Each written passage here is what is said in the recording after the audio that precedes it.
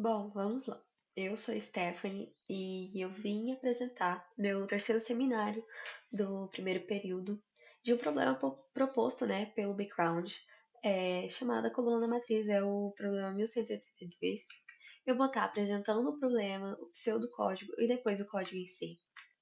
E o problema, ele consiste, né, em uma matriz 12 por 12, que ele vai ler uma coluna, né, na matriz, e ele vai realizar a soma ou a média dessa coluna. Pode ser tanto a coluna 0 quanto a coluna 10, por exemplo, né? E, e aí, como entrada, a gente tem que ter um número C, que é o que vai indicar qual a coluna, né? Qual a coluna. E, e uma letra maiúscula, um caractere maiúsculo. É S ou M que vai indicar a nossa soma ou a nossa média. E aqui, ó, onde a gente fala, segue os 144 valores de ponto flutuante, quer dizer que o nosso problema, que o nosso algoritmo em si, ele precisa ter aquela função float, certo? Para poder ler os valores de ponto flutuante. Aqui no meu pseudocódigo, eu fiz três funções. Uma função para ler a matriz do tipo numérico, né, das variáveis do tipo numérico. Uma função de soma da matriz do tipo numérico também e da média também de tipo numérico. A gente tem as variáveis de L e C, que são as nossas linhas e as nossas colunas, que vai receber, né, os valores das nossas linhas e colunas, e é um padrão da matriz mesmo. A gente vai declarar o x e o y numérico, e o x de 1 até L e o y de 1 até C. A gente vai fazer a leitura da matriz de x e y. Aqui foi usado a estrutura de repetição para, né? Foi uma estrutura bastante utilizada nas nossas aulas também. E aqui na soma da matriz, a gente vai ter uma variável, a gente vai utilizar apenas o x da nossa matriz, ao invés de pegar o y, né, das colunas, a gente vai utilizar o x e essa daqui, essa variável c maiúsculo, é a qual a gente escolhe a nossa coluna, certo? É onde a gente vai estar falando assim, qual coluna a gente quer. E ela vai preencher essa coluna com o valor do x, aqui no caso, com o valor da linha. A nossa variável soma vai receber a soma mais a matriz de x e c maiúsculo e vai retornar a soma. E a nossa função média ela vai fazer a mesma coisa que a soma da matriz, mas ela vai dividir pelo total de números, né, da nossa coluna, que no caso são 12, já que é uma matriz 12 por 12. Aqui seria o que seria a nossa main do código em C, né? A gente vai declarar o L, C, a soma, a média e o C maiúsculo como numérico. A gente vai declarar o M literal por conta do S ou M do caractere, né? Por isso que ele é literal. E a gente vai declarar a nossa matriz de LC, onde o L vai receber o valor de 12 e o C vai receber o valor de 12, nossas linhas e colunas.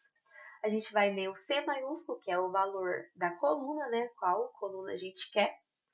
E a gente coloca também aqui, né, na main, a função leia matriz, que é onde vai estar a nossa matriz.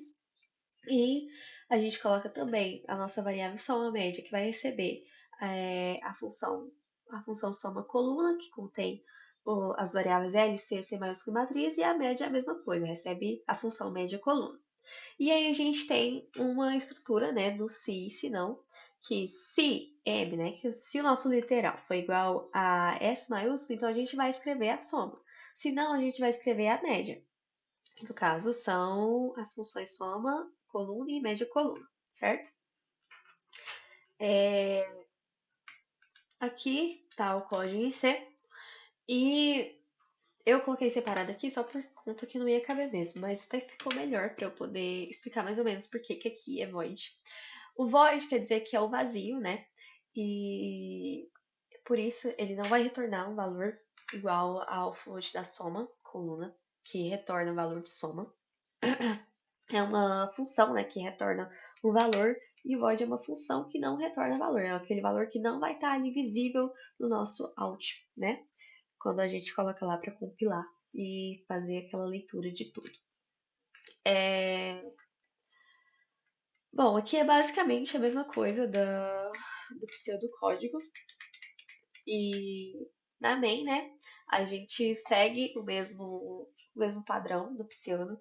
A diferença é que a gente tem a função, né, do scanf, da scanf, onde a gente tem que ler, né, aquela coluna, que a gente lê a coluna do inteiro C, e a gente também tem que ler quando é a questão, quando é assim, quando é um valor inteiro, a gente coloca por cento D, e quando é um valor de caractere, a gente coloca por cento C, certo? E o e-comercial tá sempre ali presente.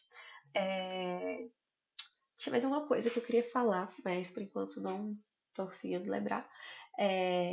A gente tem aqui, né, a função do if, do else. Ah, tá. É a questão do float mesmo que eu queria falar.